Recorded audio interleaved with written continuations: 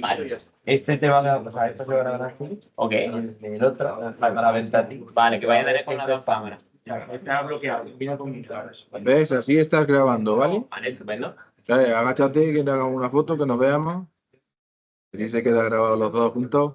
Hola. Ya estamos grabando, ¿vale? Vale. Pero ya sabes que ya estamos grabando. Venga. Ahora te devuelvo esto si quieres. Sí, por si me quieres me va a hacer algún tipo de pregunta y demás. El otro día que has puesto tu versión en directo, le has dado algún motivo más, porque está puesta, sale en el canal, pero no está como el otro día, ¿no? Que hiciste el otro día, bueno, realmente pasó. Si tienes mejor un segundo, tenemos que ya está ahí. No sé, me expliqué el otro día que tú sabes más, pero no era información, sí está. En principio no hay internet, vale, si no, si ves que alguien con la enfermedad, no pasa nada, como ahora con esto. Ya no se quede nadie sin que le toque cosas. Y no vuelvo a se me preocupaba, pero estaba por acá, se me puedo. Porque si alguien va a hacer mucha más cosa, le digo, estoy seguro que debe los animales animales. Yo tengo de países política, vale, yo no me siento que aparte pues había educación de que son personas las personas que tienen historias sobre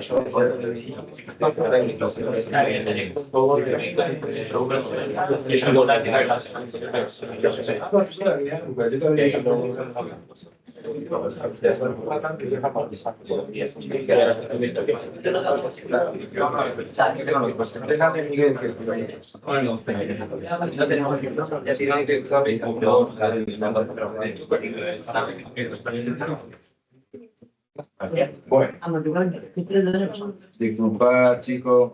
La demora, pero lo logístico siempre. La verdad. Eso.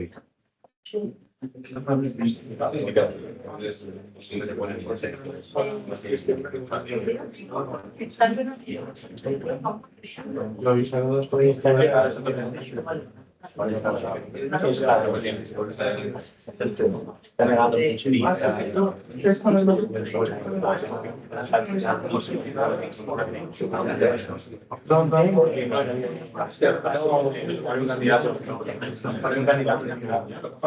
¿Por qué? Porque para que yo soy a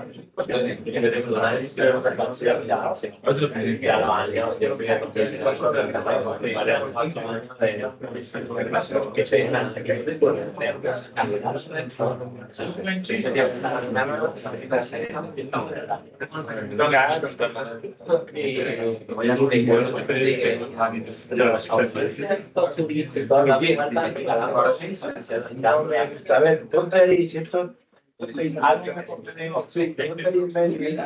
No te vayas. ¿Dónde te vamos? ¿Tú vas a estar sentado? Yo voy a estar sentado. Pues siéntate. Me siento entonces, ¿no? Porque se ve desde abajo, se queda la vale. Esto es para salir. Bueno, quizás me levante, ¿eh? Porque si es verdad que veo, no voy a ver. Yo le digo a Miguel que aquí me siento yo, si no, así, ahí está bien. Si no, luego yo me siento aquí, Miguel, ese sitio, déjamelo a mí, y yo me encargo de la grabación. Porque,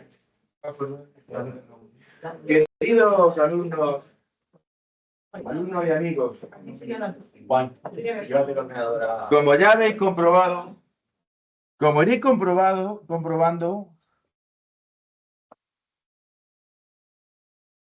aquí, el agua te la pongo aquí, ¿vale? Como iréis comprobando, yo soy un poquito artista.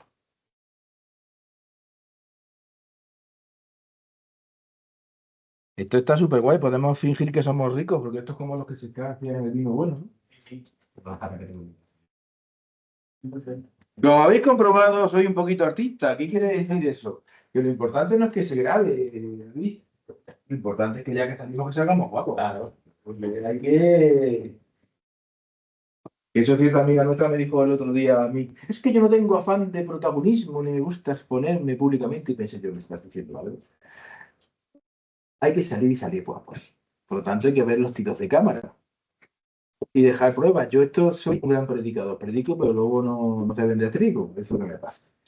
Bien, vamos ya a la poeta introducción, que por supuesto se cortará. en la emisión en directo no me está viendo ni mi madre, porque para no darle castigo a la señora no se lo digo, si no la pobre se enchufa desde el móvil.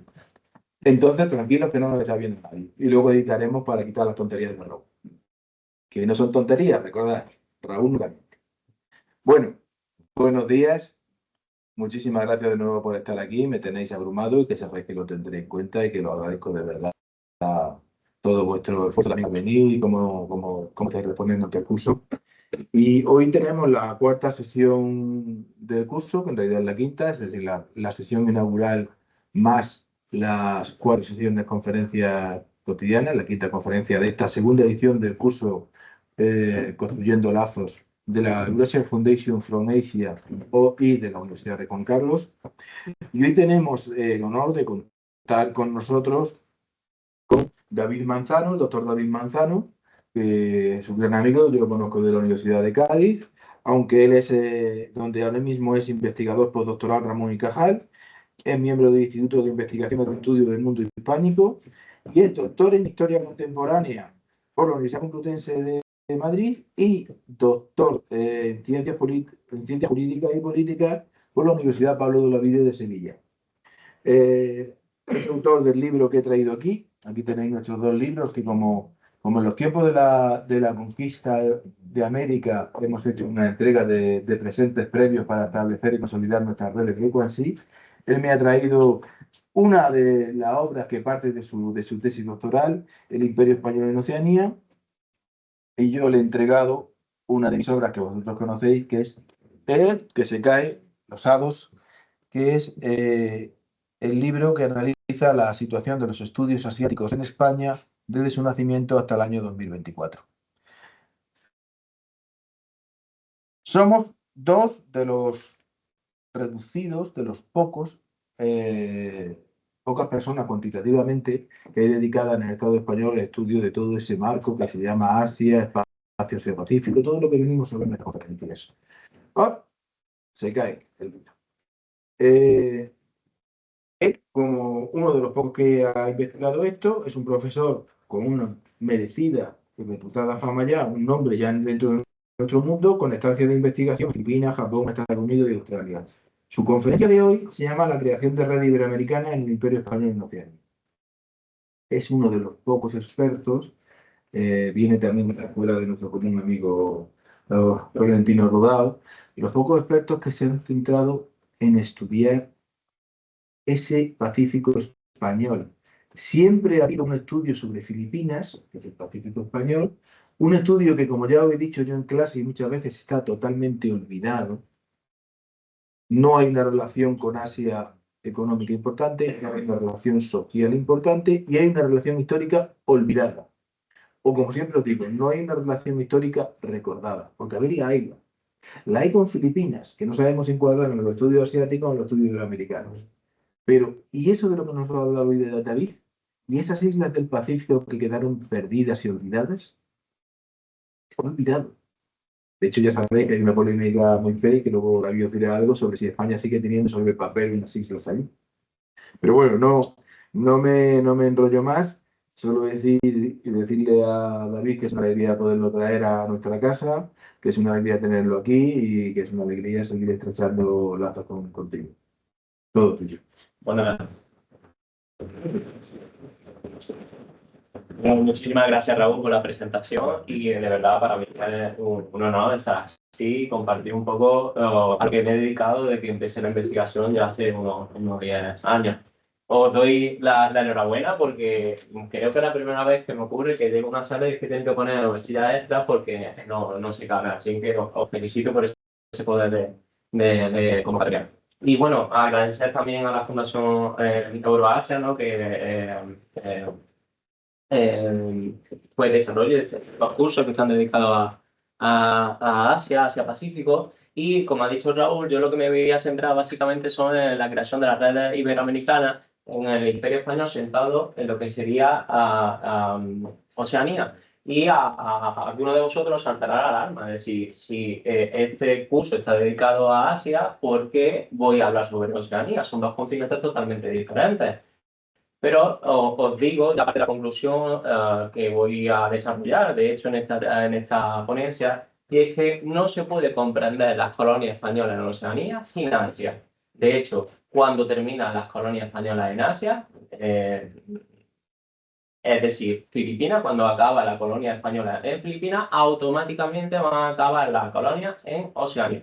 Entonces yo creo que lo primero lo que tenemos que hacer es ubicarnos en el mapa, ¿no? Y señalar dónde estarían ubicadas esas colonias de España en el Pacífico. Básicamente van a estar en este tipo de espacio, está bastante pegado a Filipinas, y quizás algunos de vosotros pues os choque este tipo de mapa, ¿no? Porque normalmente cuando estamos aludiendo a cualquier tipo de mapas políticos, solemos ubicar en nuestro centro Europa, ¿no? España. Y en esta ocasión, fijarse que el centro de este mapa político está ubicado en Asia Pacífico. Y esto está relacionado un poco con las características que tienen las ciencias humanas, que creo que muchos de vosotros estáis estudiando o habéis concluido ya estos estudios. Sabéis que esto es parte de la geografía, una representación gráfica, ¿no? De lo que estáis estudiando historia, de alguna manera estáis analizando el pasado para comprender el presente y adelantarse lo que puede ocurrir en el futuro. Y cuando ustedes habéis hecho vuestros estudios o lo estáis realizando, os vais a dar cuenta de que hay un epicentro de conocimiento volcado en lo que sería Europa o América. ¿Por qué? Porque hay bastantes lazos. Es lógico, es decir, tenéis que tener presente que ustedes vais a comprender vuestro contexto y si ustedes estáis ubicados en un determinado espacio es lógico que haya mayor importancia en los fenómenos que se producen en ese área que en otros. Y eso da lugar a que los estudios que estamos desarrollando, tanto Raúl como yo, que son los estudios de Pacífico o Asia, estudios del Pacífico, en los que yo me introduzco, haya una diferenciación entre las ramas de conocimiento. Vamos a decir que hay dos grandes ramas de conocimiento, una que sería los estudios hispanos, que es el primo, y otro la rama anglosajona. ¿Qué ha ocurrido con los estudios hispanos? Pues tenemos que tener presente que Filipinas se incluyó dentro de lo que era la circunscripción de América, es decir, todo lo que estaba relacionado con América. Por tanto, es lógico que por ese peso histórico que tiene España, ¿no? A la hora de comprender su historia, Filipinas se introduzca dentro de los estudios americanos. De hecho, por ejemplo, en mi caso, yo hice la tesis doctoral en un centro que tiene el CSI, en Sevilla, que es la Escuela de Estudios Hispanoamericanos, y cuando daba las ponencias y decía que me dedicaba al Pacífico, automáticamente me decían que era filipinista y automáticamente me decían que era americanista. Y yo decía, no, me dedico al Pacífico. Y tenía otro colega que de hecho ahora recientemente hemos publicado un libro que es René Bumba, que cuando le decía, me dedico al Pacífico, automáticamente en España le decía, filipinista, dice, no, me dedico al Pacífico, filipinista, no. ¿Por qué? Porque él bebe de esa rama anglosajona y tenéis que tener en cuenta que en esa rama de anglosajona hay países como Australia, Nueva Zelanda o en universidades contentas como Hawái que ubica lo que sería su epicentro analítico en el centro, en el corazón del Pacífico. Es decir, mientras que los españoles ubicamos los estudios del Pacífico en América y por extensión en Filipinas, no damos muchísima importancia a lo que sería el corazón del Pacífico. Lo que ocurre en la rama anglosajona es que va a ubicar su centro, es decir, su principal perspectiva de análisis en ese corazón del Pacífico. La característica que tiene el libro que ha mostrado anteriormente Raúl, que es parte de esa tesis doctoral, es que lo que hago es que acojo la perspectiva anglosajona, es decir, entiendo el Pacífico entendido como Oceanía, como una entidad propia, y lo inserto dentro de esos estudios hispanos del Pacífico, ¿no? Por eso quizás sobresale la obra. Bueno, ya os he dicho anteriormente dónde estaban ubicadas esas colonias y hemos dicho que lo que hace la historia es analizar el pasado para comprender el presente. Obviamente tenemos que indicar cuáles son los territorios que actualmente fueron parte de las colonias españolas. Básicamente, no sé si no se ve muy bien la imagen, pero ahí aparecen las entidades políticas que estuvieron, que actualmente constituyen esas colonias.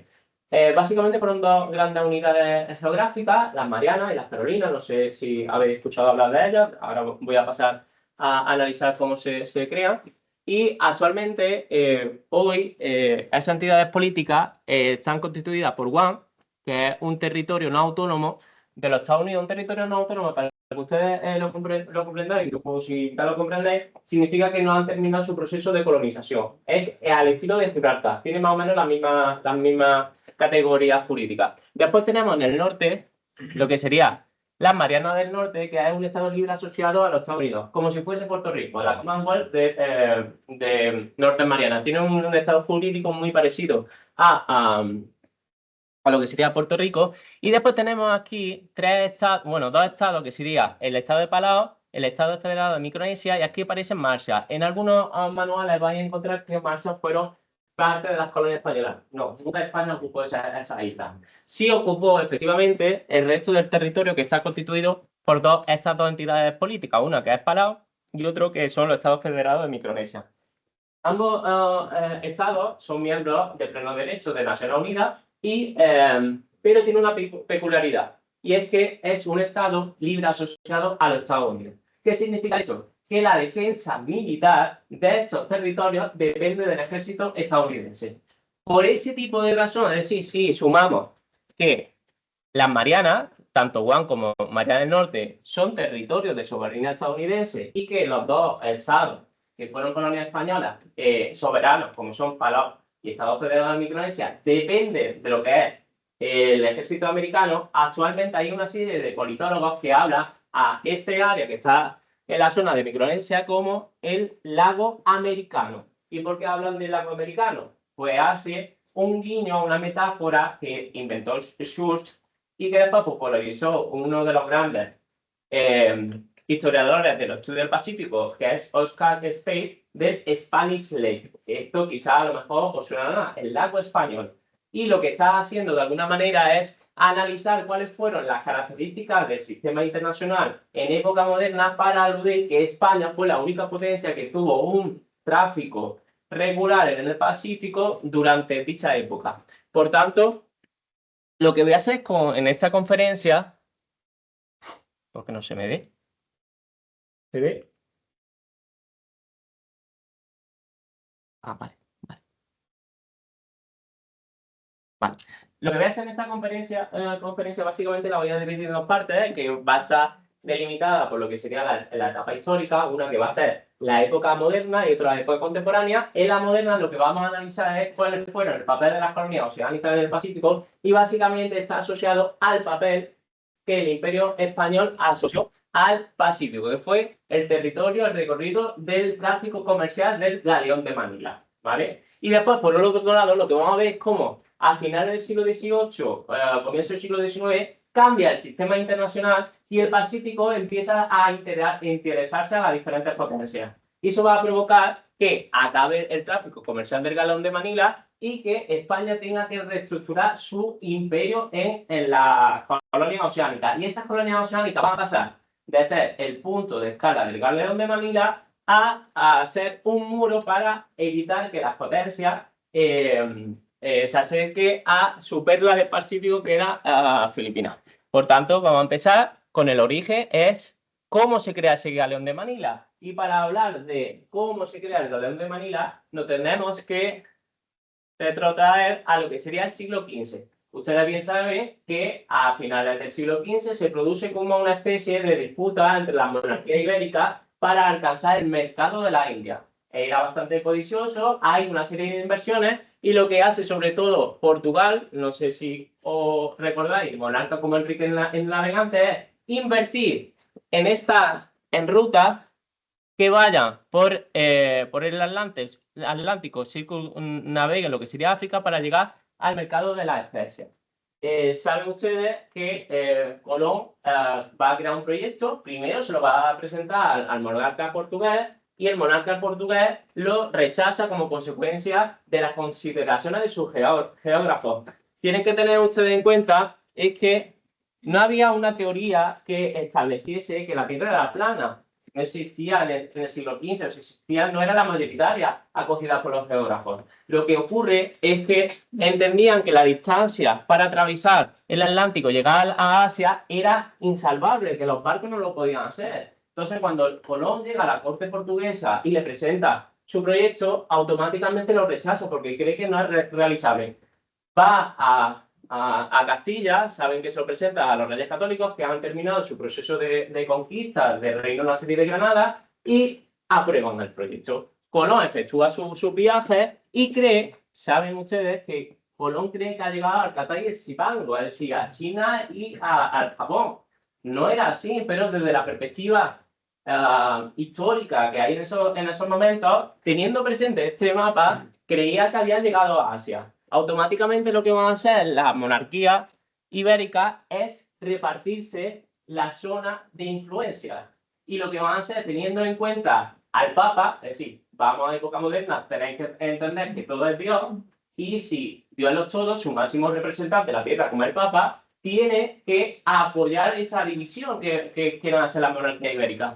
Y lo que van a hacer esas monarquías ibéricas es repartirse, ¿vale? El acceso a ese mercado asiático. Y van a crear en 1494 el Tratado de Tordesillas. ¿Qué hace el Tratado de Tordesillas? Pues crea una línea imaginaria a 370 leguas de la isla de Cabo Verde, y lo que establece es que todo este territorio sería parte de influencia de Portugal y lo que quedaría en esta parte del mapa sería parte de influencia hispana. Con lo cual, la monarquía tanto portuguesa como española pues van a seguir invirtiendo en una serie de expediciones. Colón efectúa más viajes. Durante toda su vida hace 4 viajes. Y el conocimiento que aglutina a Colón va a ser esencial para que ya en 1507 ya se reconozca el continente americano. En América, obviamente, la monarquía hispana sigue invirtiendo porque están consiguiendo muchos metales preciosos y se van a producir una serie de conquistas de territorio. Una de esas conquistas es en la zona de Panamá, que iba a llegar un gobernador que es Núñez de Balboa. Y Núñez de Balboa va a llevar a cabo una expedición en 1513 y lo que va a descubrir los mares del sur, es decir, el Pacífico. Digo descubrir para los europeos, obviamente para los nativos de esa población ya conocían este mar. Aparece esta imagen icónica, una imagen del siglo XIX, está pintada, romanticismo, hay esa pintura histórica y se va a popularizar mucho en el siglo XIX porque vamos a ver posteriormente que uno de los derechos que va a aludir las potencias para colonizar un territorio es el derecho de descubrimiento. Por tanto, si en el siglo XIX las potencias querían colonizar el Pacífico y España había sido la primera en descubrirlo, España desde la concesión hispana tendría ese derecho de descubrimiento. Por eso en el siglo XIX esta pintura se va a convertir en un arma por parte de la diplomacia hispana para defender sus derechos históricos. Bueno, lo que va a ocurrir es que a raíz, ¿no?, de ese descubrimiento de la Mar del Sur, la monarquía, en este caso de Carlos V, va a seguir invirtiendo en esos viajes de expedición. Y se va a producir uno que va a revolucionar la historia de la fotografía y yo diría de todo el mundo. Es el viaje que va a estar liderado por Fernando de Magallanes. ¿Vale? Va a partir en 1519 desde Sevilla y va a ser importante para la historia de la humanidad porque va a ser el primero que va a circunnavegar. Tienen 2 chicas, no sé si hay algún tipo de silla. Si no, alguien de la organización. Ahora preguntamos. ¿Vale? Nada, tranquilo. Bueno, lo que estaba comentando es que este viaje va a ser importante porque es el primero que va a circunnavegar la Tierra y es importante también para los estudios del Pacífico porque Magallanes va a ser el responsable de que el Pacífico se llame así. ¿Por qué? Porque lo que hace Magallanes en 1520 está intentando atravesar ese estrecho que actualmente lleva su nombre y el estrecho es de aguas bravas. Entonces, cuando atraviesa esa agua brava del estrecho de Magallanes y llega a las aguas del Pacífico, la ve en calma, la bautiza como Pacífica. De ahí viene el nombre de Pacífico. Pero si alguien ha estado en el Pacífico, os daréis cuenta que no son aguas calmas. Por tanto, fijarse que el nombre del Pacífico hace alusión a lo que ya estaba aludiendo en esa Spanish Lake, lago español, y es que indica que el Pacífico en sí es un artefacto europeo, es decir, se ha construido con la mentalidad europea. Bueno, dicho esto, también es importante porque se va a producir una serie de contactos entre la expedición de Magallanes con los pobladores de la Oceanía, y uno de esos contactos, aquí aparece, se va a producir en marzo de 1521, cuando Magallanes va a llegar a una isla que la va a titular la Isla de los Ladrones. La Isla de los Ladrones se asocia a lo que sería las Islas Marianas, o Juan, la que he comentado anteriormente, que sería un territorio no autónomo.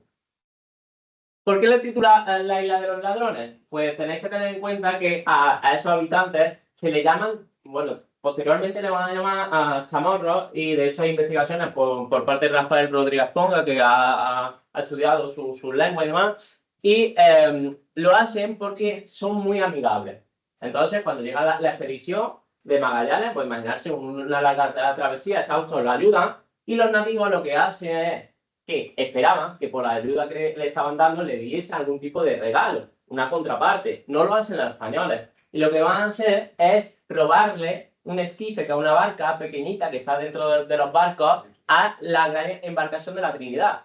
Cuando se lo intenta arrebatar los nativos, los chamorros, automáticamente pues empieza un conflicto entre la Armada Hispana y esos nativos, y eso da lugar que posteriormente, durante los siglos XV hasta el siglo XVII, y vamos a ver por qué se cambia el nombre, la sociedad de época moderna tituló a esta isla como la Isla de los Ladrones.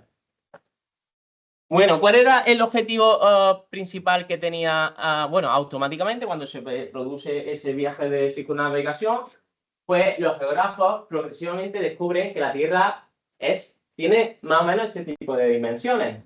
Y si la monarquía ibérica habían trazado su línea para demarcar su zona de influencia para llegar al mercado hispánico, y lo habían hecho por el Tratado de Tordesillas, si la Tierra es redonda, tenemos que tener un antimeridiano. Y en ese tipo de contexto, tras conocer las dimensiones más o menos de la Tierra, pues va a firmar otro tratado, que es el Tratado de Zaragoza de 1529, y lo que van a hacer básicamente es crear el antemeridiano del Tratado de Tordesillas. Es decir, lo que hace tanto el Tratado de Tordesillas junto al Tratado de Zaragoza es que todo este tipo de franja, ¿vale?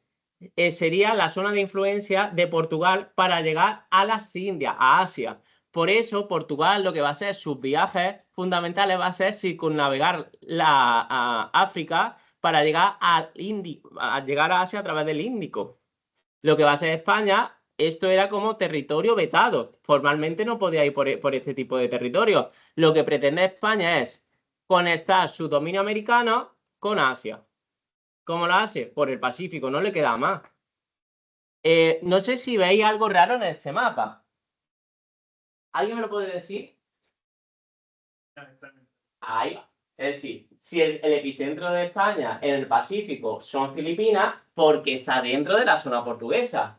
Pues la respuesta es muy sencilla, y es que tenemos que tener en cuenta las características cartográficas de 1529. Es decir, el mundo, como lo conocemos actualmente, era más pequeñito si se compara con la actualidad. Este es un mapa propio de este tipo de época, y desde ese tipo de perspectiva tenemos que comprender que Filipinas se incluyese dentro de la demarcación hispana, ¿no? Porque estaba dentro de esa línea que le correspondía a España dentro del Tratado de Tordesillas, teniendo en cuenta esos tratados diplomáticos de la época.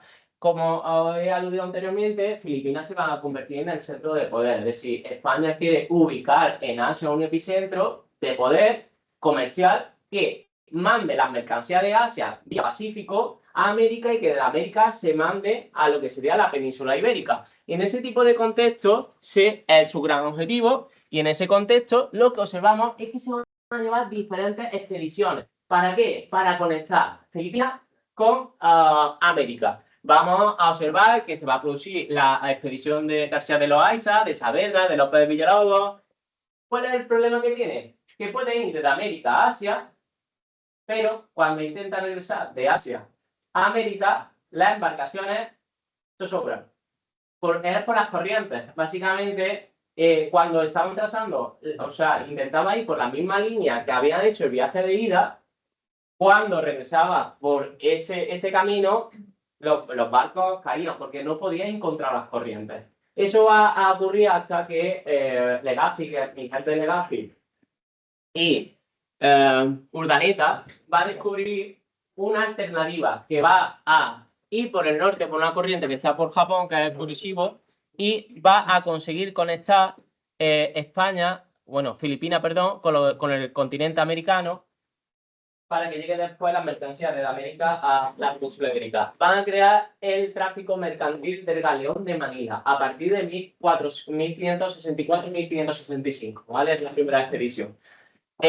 Fijarse que lo que hace esa expedición es salir de lo que sería México, ¿vale? Este sería el camino de ida y por el de vuelta iría por la corriente del norte.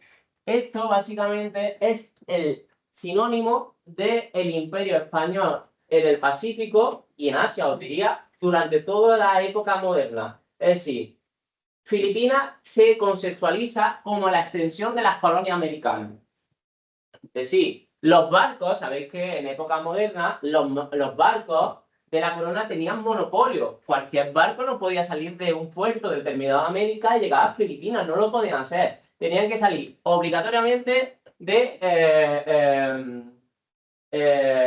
Acapulco, ¿vale? Y llegar también a Nuevo México, es decir, Nuevo México tiene el monopolio. No puede haber otro virreinato que tenga este tipo de tráfico mercantil. Por ese tipo de conciencia, Filipinas se integra dentro de lo que sería la Nueva España y por ende de lo que sería la administración americana. No interesa tanto Filipinas como tal. Interesa únicamente llevar las mercancías desde Filipinas a América. Ese es el gran objetivo que tiene España.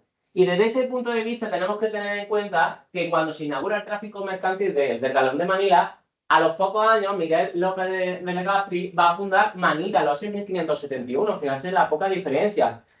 Si hacemos un análisis de la colonización española de las Filipinas, estoy hablando del siglo XIX, es decir, 1571 a ponerse 1820, 1830. ¿Sabéis el porcentaje de filipinos que saben hablar español? No llegarían ni al 10%, y tirando mucho por lo alto. No sé si alguno de ustedes han estado en Filipinas. Manila está cerca de una montaña, o sea, ahora en autobús se tarda como 3 o 4 horas, y os puede sorprender que esas 3 o 4 horas parece una diferenciación. Es decir, parece como que en Filipinas es una gran urbe y en los otros territorios como que no ha pasado el tiempo. De hecho, cerca de la capital, de Manila, las crónicas españolas hablan de que existen rancherías. ¿Qué son las rancherías? Las rancherías son sitios poblados por indígenas donde no ha llegado la administración hispánica. Lo ven como salvajes desde ese punto de vista del siglo XIX. Ahí tenemos que tener en cuenta que el Imperio Español como tal, lo que va a hacer, y eso también lo va a hacer en América, con muchos matices, ¿no? Pero lo va a hacer también en América. Lo que le interesa es desarrollar sus grandes objetivos. ¿Cuál es el gran objetivo de Asia? Conectarlo con el comercio. Con lo cual, lo que me voy a focalizar con los recursos que tiene, que son muy limitados, es en desarrollar las ciudades que me permita hacer ese comercio. ¿Cuál es la ciudad que me permite hacer el comercio? Filipinas, Manila. Manila, por toda la zona que está en Manila, Cavite. Pero si, bueno, no se ve muy bien este mapa, sabéis que Filipinas está constituido por 3 grupos de islas. Uno que es la isla de Luzón, que es donde está Manila, después está la Visayas, que está al centro, y después la isla de Mindanao. La colonización española de Mindanao, estoy hablando de Mindanao, ¿vale? O incluso las Visayas. En el siglo XIX no existe en España. ¿Por qué? Porque los recursos españoles son limitados y lo que hace la colonia española es centrarlo únicamente en la zona que está rodeada a Manila. Tenemos que tener en cuenta que España va a ser la única potencia que va a tener una presencia regular en el Pacífico. Es decir, España va a ser la única potencia que va a tener una ruta formal. Cada año se producía ese comercio del Galón de Manila que va a atravesar con sus barcos el Pacífico. No va a haber ninguna otra potencia. Y desde ese punto de vista se tiene que entender el Spanish Lake que creó Spain, es decir, el Imperio Español, el lago español.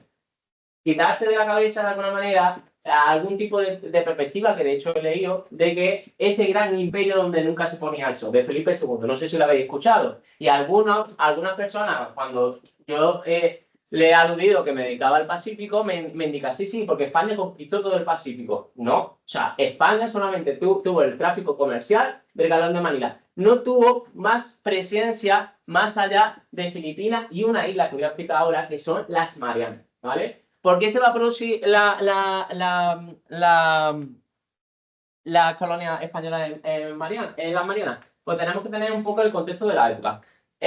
Por un lado, tenemos que tener en cuenta que ese comercio del Galeón de Manila, aquí lo estáis viendo, ese comercio del Galeón de Manila hacía escala en la isla de Guam. Guam es parte de las Marianas. La relación que tenía con los nativos era bastante amigable. De hecho, ya os he dicho anteriormente que España titula a los nativos chamorros porque en su lenguaje teóricamente son como amigos, ¿vale? De ahí viene esa buena relación que tenía España.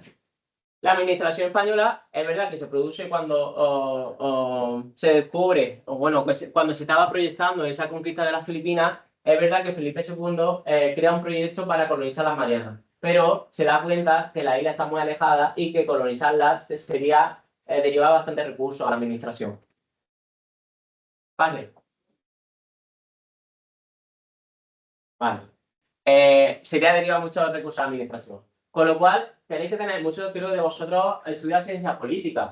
Sabéis que la administración tiene una serie de objetivos y tiene una serie de recursos. Y a veces puede existir, esto ocurre mucho en los programas políticos, que podemos tener una serie de ideas que queremos implementar, pero después, cuando te das cuenta del contexto y de los recursos que tienes, no lo puedes hacer.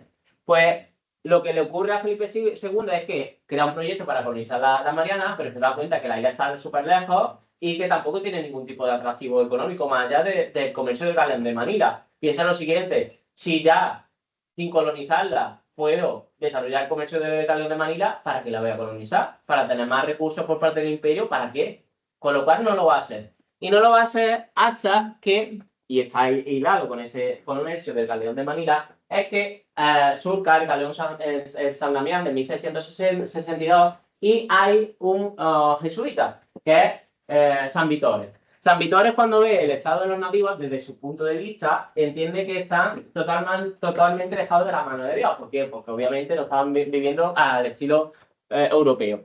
Y lo que va a hacer San Vitores es pues hacer uso de sus redes que tenía en la corona. Tenía bastante influencia con el confesor de la reina de esa época, que era Mariana de Austria, la esposa de Felipe IV, y lo que va a hacer San Vitores es influenciar a la corona para crear una imagen bucólica de los chamorros, indicando que la colonización iba a ser aceptada y que España no tendría ningún tipo de problema y que incluso los recursos que había en esa isla iba a ser provechoso para el imperio. Y uno de los elementos que hace para intentar que la corona lleve a cabo esa colonización es que indica una cifra de población bastante importante. Sabéis que durante el mercantilismo, siglo XVII, XVIII, la población era un instrumento de fuerza del Estado. Por tanto, si un territorio tiene bastante población, significa que puede ser ventajoso. Pues va a calcular la población de las Marianas en torno a unos 100.000 personas. Tenemos que tener en cuenta también el contexto de la época. Se había producido la reforma y estaba empezando a aparecer la idea de esa leyenda negra. Sabéis que la leyenda negra lo que hace es que disfraza o afirma que la colonización de España está basado básicamente en la masacre. Es decir, dibuja a los españoles como si fuesen auténticos tiranos. Pues en ese tipo de contexto lo que va a hacer San Vitores es indicarle a la corona que colonice esa isla, que son muy pobladas, y que a través de esa colonización España puede demostrar al resto de las potencias que la colonización española es para expandir la palabra de Dios, la divina providencia. ¿Ok? Se lleva a cabo, acepta finalmente la corona del proyecto y va a empezar la colonización de España en 1668. ¿Qué pasa? Que cuando llegan los españoles se van a producir, ¿verdad? Obviamente, es natural esta isla que le quiten sus características de su estructura política, económica, sociales y que intenta abrazar el cristianismo. Automáticamente ellos lo que van a hacer es defender su idiosincrasia. Con lo cual se va a producir una guerra Y las crónicas hablan de que al final de la guerra termina en el final del siglo XVIII, 1996, 1696, perdón, que me ha bailado una cifra. Y lo curioso de esto es que cuando termina la colonización está hablando de que la población total de la isla Mariana se sitúa en torno a 3.000 habitantes. Por tanto, desde la perspectiva europea, si España había aludido que las Marianas habían tenido 100.000 habitantes y pasaba a 3.000 habitantes, lo que hizo San Vitores de alguna manera es bueno, alentar las características de la leyenda negra, ¿no? De dibujar a España como un imperio de masacre. ¿Qué va a pasar? Pues que básicamente aquí están las Islas Marianas, está constituido por una serie de islas. España se va a recluir en la capital, que es Guam. El resto de las islas del norte prácticamente está despoblada y de hecho es algo curioso y es que se trata de una colonia marítima, las Marianas. Pues hablo del siglo XIX, que son los escritos que más he manejado. Estoy hablando del siglo XIX y el gobernador de las Marianas, una de las principales reclamaciones que le hace la corona hispana es que le dé un barco.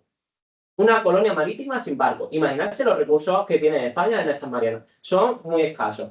Con lo cual, prácticamente España no le va a echar muchas cuentas a esas Marianas.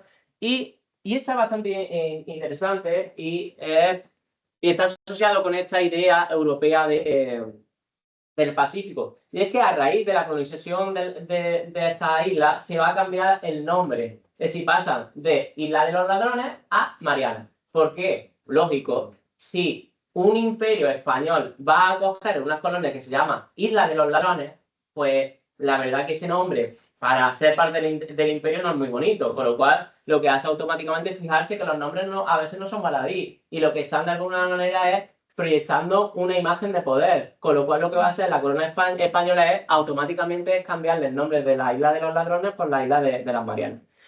Con lo cual lo que va a seguir el Pacífico desde el punto de vista internacional con las mismas características, no se produce ningún tipo de comercio regular por parte de otras potencias, no se produce ningún tipo de colonización. Las Marianas va a ser la única colonia en época moderna que va a ser colonizada en Oceanía, no va a haber más. ¿Eso quiere decir, como he dicho anteriormente, que el Imperio Español fuese la única potencia que tiene presencia en el Pacífico? No. Se va a producir obviamente incursiones. Tenéis que tener en cuenta que poder llama a poder. Eso es otra máxima de lo que estáis estudiando en ciencia política, sabéis que eso ocurre. Con lo cual lo que va a ocurrir es que si este comercio del galeón de Manila es bastante floreciente, lo que va a atraer resto de las potencias. Y eso va a producir que, bueno, que la corona británica, que es la compañía de las islas orientales, que se va a focalizar, si es verdad, en Asia, no va a ser incursiones en Oceanía, pero sí lo que se va a ocurrir es que va a haber incursiones de piratas y de corsarios, que muchos están financiados por la corona británica, bueno, inglesa, para atacar ese comercio del galeón de Manila. Por otro lado, tenemos que tener otra de las grandes competidoras de España, era Holanda. Holanda, cuando está viendo que el Imperio Español está consiguiendo grandes beneficios de ese mercado asiático, va a crear automáticamente su compañía de la India Oriental, la VOC, ¿vale? Y la VOC lo que va a hacer, y esto es importante, es que va a invertir también en viajes de exploración para crear otro punto de colonización en el corazón de la Oceanía. Va a financiar unos viajes que son los de Abel Tasman, o sonará a lo mejor por el demonio de Tasmania, o no sé si veis esos dibujitos, yo ya me quedo antigua, pues ya me quedo ya. Hay un salto generacional entre ustedes y yo.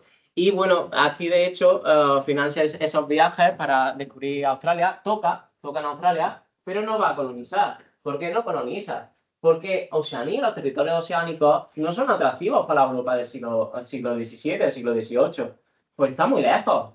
Es decir, tenéis que tener en cuenta que la distancia que se tardaba para recorrer lo que sería Filipinas a América podía oscilar en 6 meses. Con lo cual es muchísima distancia. Y eso en América, cuando tienes que ir a Europa, pues obviamente esa distancia va a aumentar. Y si a lo mejor quieres recolectar algún producto que esté en estos territorios oceánicos, quizás cuando llegue, a no ser que sea especia, que eso no caduca, pero otro tipo de productos que vamos a ver en el siglo XIX que va a ser codiciado, sí caduca, con lo cual las potencias europeas no van a tener ese atractivo. Bueno, pues fijarse, esa falta de atractivo va a provocar que bueno, por la geografía de lo que sería los territorios sónicos sea bastante desconocida. Aquí hago una comparativa, ¿vale? Es un galeón de Manila, que es el José Vázquez, ¿vale? Creo que es de 1776, 1777, y lo comparo con lo que sería un mapa político actual o un mapa geográfico de lo que sería las Marianas y lo que sería las Carolinas. No sé si al compararlo veis que aquí están las Marianas, esto más o menos se corresponde con las Marianas, más o menos a grosso modo se asocia, pero fijarse en este tipo de territorios, lo que están representando, lo que intenta representar este mapa es estas islas que están aquí situadas. No tienen nada que ver, absolutamente nada que ver. De hecho, la propia cartografía, no se observa ahí, pero aparece hasta el signo de interrogación. Y fijarse que son territorios que están cercanos a las Marianas. Imaginarse aquellos territorios, como puede ser, no sé, Tonga, Salomón, que están bastante dispares. No hay conocimiento geográfico. No hay conocimiento geográfico porque es que no interesa, no hay ningún tipo de voluntad. Eso va a provocar que, bueno, ahí aparece el Giro del Mundo, que aparece o describe cómo lleva a cabo esa expedición hacia al Pacífico, desde América hasta Filipinas, y ahí aparece que ese viaje dura unos 6 meses, por eso he dicho anteriormente esa distancia.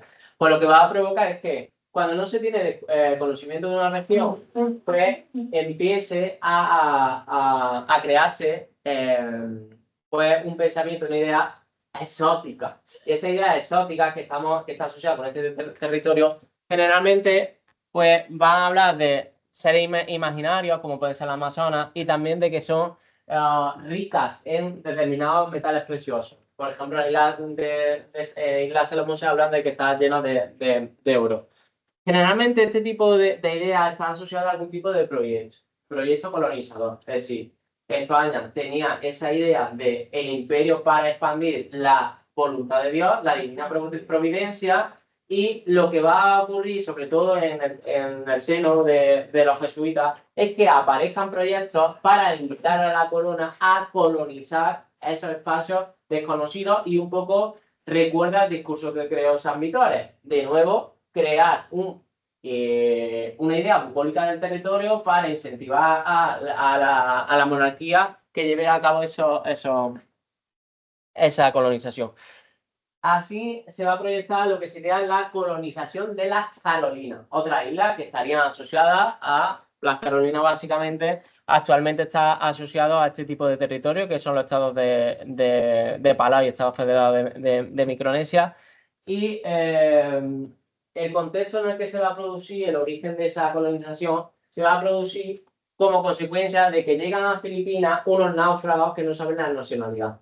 Se llaman los náufragos desconocidos. Llega a una isla del sur, a Sama, y dicen que esos indígenas hablan de Palau, que vienen de las Palau.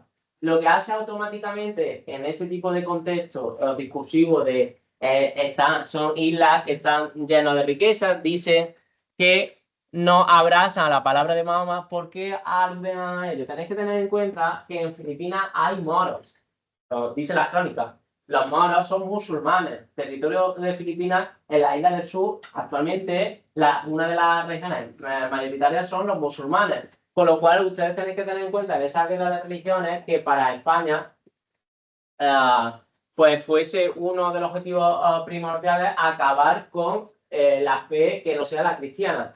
En ese tipo de contexto lo que indica es que los nativos que llegan a la isla del sur de Filipinas no abrazan a los musulmanes, son amigables y que hay riqueza. Por tanto, de nuevo, como ocurrió en las Marianas, activan los mecanismos para llevar a cabo la colonización. En principio le llaman a esa isla, de esta isla de las Palau, de los garbanzos, que sería este mapa representado. ¿Por qué? Porque los nativos, para indicar dónde están su lugar de procedencia, se valen de una serie de garbanzos y lo van colocando en un tablero para especificar cuál es el contorno que tiene su isla. Por eso se le llama la isla de los garbanzos. Lo que va a ocurrir es que se va a proyectar desde Filipinas diferentes expediciones para hallar esas islas misteriosas de esos náufragos que se asocian a Palau. Se lleva a cabo una serie de expediciones, se sobran, no llegan a buen puerto y tenemos que tener en cuenta que uno de los principales impulsores de este proyecto para colonizar las Palaos sería Andrés Serrano. Andrés Serrano muere automáticamente cuando la corona hispana de alguna manera está descartando el proyecto colonizador. La muerte lo que hace es activarlo. Y lo que ocurre es que tras la muerte de Serrano, el centro para llevar a cabo la colonización pasa desde Filipinas, antes estaba todo en Filipinas, va a ir a las Marianas, que es donde estaba la colonia, y va a estar liderada por Cantova, por Andrés de Cantova. Cantova va a crear este mapa y fijarse el desconocimiento. Va a intentar, en origen, España pretende colonizar las Palaos y lo que va a hacer finalmente es colonizar las Carolinas. Cantova, desde las Marianas, lleva a cabo una serie de expediciones y consigue hallar una serie de islas en las Carolinas, una isla de bombón, ¿vale? Crea esa colonización, lo que crea como una misión y va una serie de compañeros a la isla de las Marianas para pedir refuerzos. Cuando regresan esos compañeros a la isla de las Carolinas, descubre la muerte de esos misioneros y ahí acaba el proyecto colonizador de España en las Carolinas. La corona se da cuenta que son territorios totalmente distantes, que no tienen ningún tipo de atractivo y descarta por completo seguir esa colonización en las Carolinas. Con lo cual, recapitulando, lo que tenemos que comprender es que las colonias españolas en Oceanía, durante época moderna, estuvo únicamente ubicada en la isla de las Marianas, yo diría de una forma más concreta en la isla de Guam, y que esa isla de Guam actuaba como punto de escala del Galón de Manila. Lo que le interesaba al Imperio Español en época moderna es ese tráfico para mandar las mercancías desde Filipinas a América. Y desde ese punto de vista tenemos que comprender que durante época moderna el Pacífico español estuvo asociado a América. No se puede comprender las colonias oceánicas, en este caso Marianas, sin comprender que son parte del territorio de América. De hecho, las Marianas, la financiación que tenían era de un real situado que se mandaba desde México. Sin México no podían desarrollarse. Bueno, vamos a la segunda parte, que es la que estaría asociada a la época contemporánea.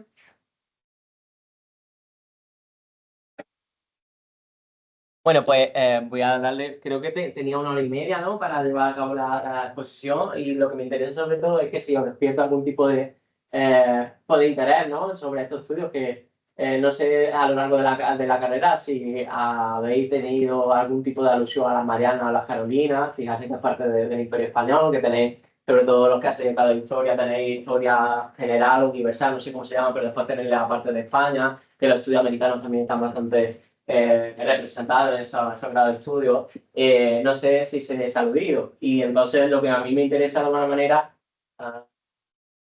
es que si os despierto ese interés, que después tengáis tiempo para efectuar las preguntas.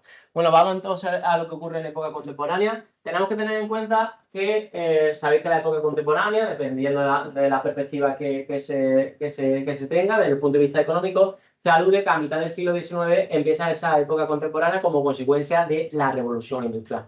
La revolución industrial va a ser crucial, porque como consecuencia de los inventos que se llevan a cabo en los transportes, se va a cortar la distancia. Y lo que antes se tardaba 6 meses en atravesar América y Asia, ahora lo van a hacer en días, con lo cual empieza a ser atractivo a esos territorios lejanos de Asia y del Pacífico.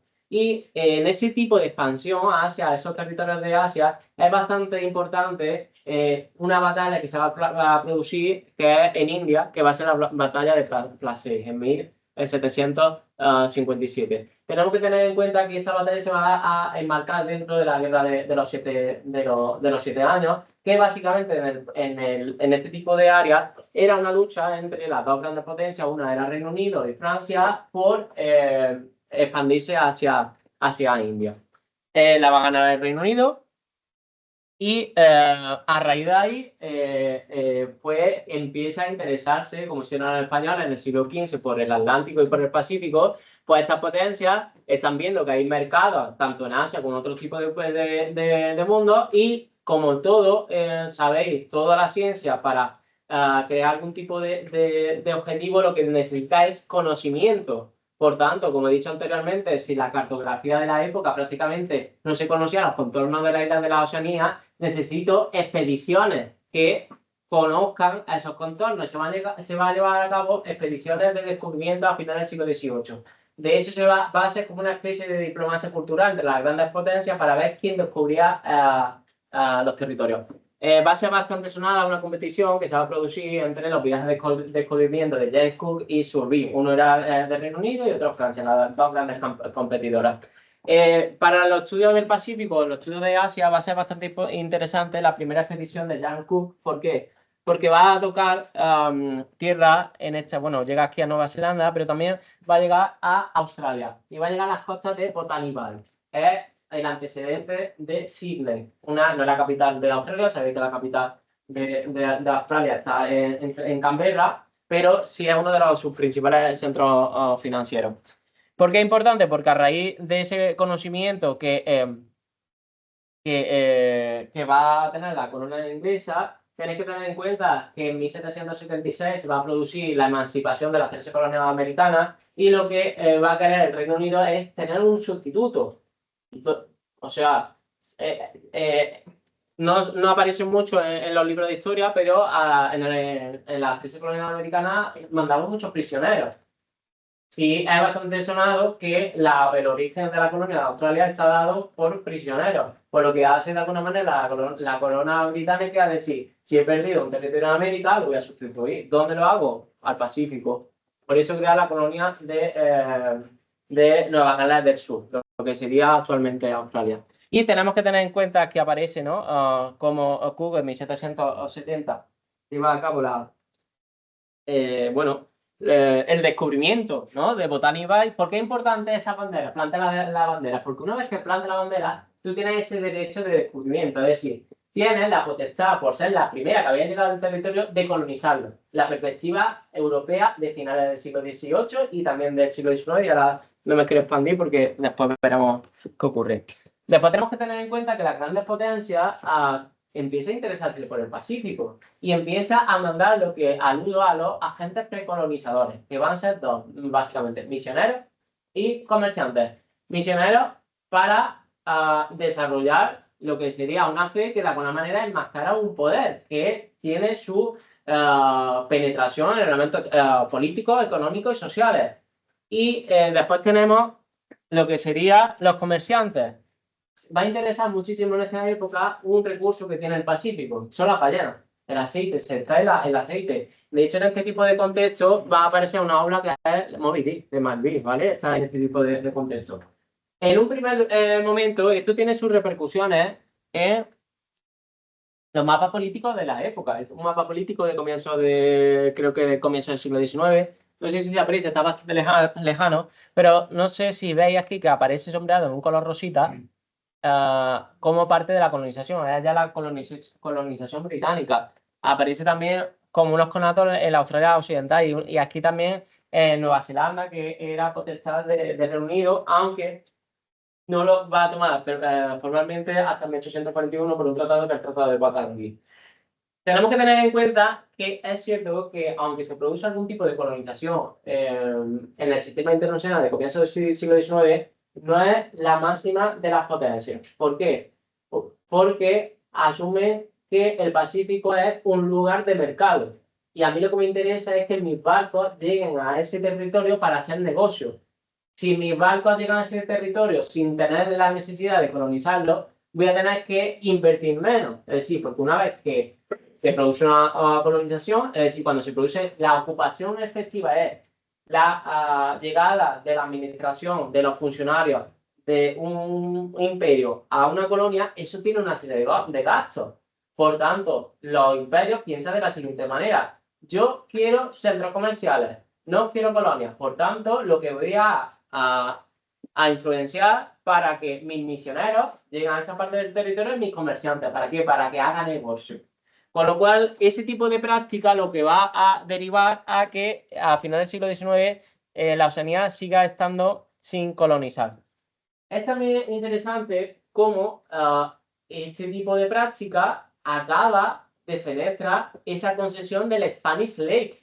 Es decir, si España había sido la única potencia que había tenido una presencia regular en la Oceanía o en el Pacífico, y ahora hay otro tipo de potencia, el Spanish Lake desaparece. De hecho, es curioso cómo a finales del siglo XVIII, en este tipo de disputa, ¿no?, que tienen las potencias para penetrar en el Pacífico, se crea un término nuevo, que es el término de Oceanía.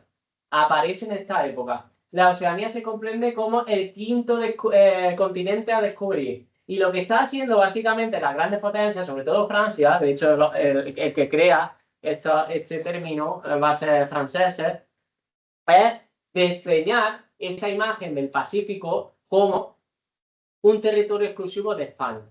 Hay, de hecho, a finales del siglo XVIII y comienzos del siglo XIX, una lucha cultural entre las potencias europeas y la monarquía ibérica para comprender el Pacífico. Mientras que la monarquía europea intentaba comprender el Pacífico como la mar del sur, que recordaba los tiempos de Núñez de Balboa, para aludir a esos derechos de descubrimiento, lo que hace las grandes potencias es crear un término nuevo para decir, no hay ningún tipo de relación con el pasado, tenemos ese derecho de descubrimiento. De hecho, lo que va a ocurrir es que se populariza el término de la Oceanía, cada vez tiene más conocimiento, y van a crear las grandes unidades de la Oceanía, que es Micronesia, Melanesia y Polinesia. Lo hace teóricamente desde el punto de vista científico, pero no hay ningún tipo de elemento sólido que apoye la distinción geográfica que se está haciendo en el momento. ¿Por qué? Porque lo hacen por los pigmentos de la piel. Es decir, mientras que la Melanesia serían los habitantes de un color más negro, lo de la Polinesia serían los más blanquitos y lo de la Micronesia serían los que están en intermedio. Desde ese punto de vista, tenemos que tener en cuenta que los que menos estarían desarrollados serían los de Melanesia, porque serían los más negritos. Bueno, España se resiste, como he dicho anteriormente, a acabar con esa concesión del Spanish Lake, no le interesa, pero no le va a quedar otra. No le va a quedar otra porque España había comprendido el lago español como el tráfico del galeón de Manila, que conectaba Filipinas y Nueva España. Se produce la emancipación de México a comienzos del siglo XIX. No tiene el puerto de Acapulco. Por lo tanto, a España no le queda otra que acabar con esa visión arcaica del Spanish Lake. Va a intentar reformar. Tiene sabéis que tiene bastantes problemas en la política interna. Se produce esa guerra con los franceses. Después tenemos una disputa entre el liberalismo y el absolutismo. Y hasta 1828 España no va a reformar su concesión del Imperio Español en el Pacífico. Y lo va a hacer a través de un capitán, un gobernador general de la isla Filipina, que también es militar, que es Mariano Ricafort, que va a crear un informe en 1828. Fijarse, ese cambio que se va a producir dentro de la administración española. Estos textos están traídos de la Gaceta de Madrid. Sabéis que la Gaceta de Madrid es el antecedente del boletín oficial del Estado. Noticia de 1804. 1804. Y te dice, en América está Manila y Filipinas. Va más noticias, 1826, he dicho que la reforma de Ricafort en 1828, está más o menos en el contexto, y aparece archipiélago filipino, perla de Oriente. Ya empieza ese cambio, ya asume España que las colonias americanas se van a perder, que no, y que no se puede conceptualizar Filipinas como la extensión de México. Va a aumentar esa presión internacional, sobre todo en el siglo XIX, y se va a proyectar esa idea de la Oceanía como lugar exótico, como lugar de tierra de riqueza.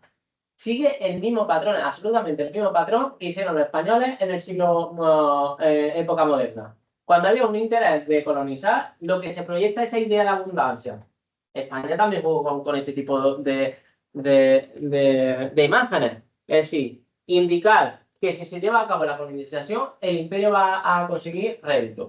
Y en ese tipo de concepto también va a estar apoyado por una vertiente social. Y la vertiente social es llevar a cabo el desarrollo.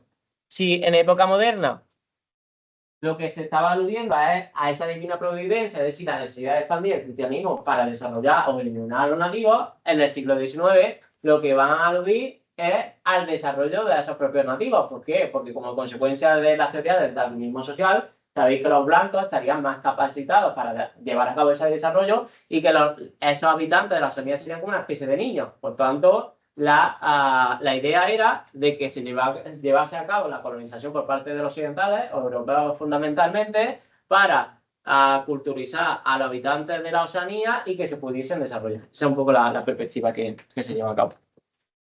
España lo que va a hacer, bueno, automáticamente las potencias lo que va a intentar llevar a cabo esa colonización del Pacífico a mitad del siglo XIX, y España lo que va a apoyarse en una serie de elementos, unos políticos que lo vamos a ver ahora, y en otro que está apoyado en lo que será la diplomacia cultural. Y es crear una serie de mapas que justifique que esos territorios son españoles y por tanto que tienen la potestad de expandir lo que sería la colonización.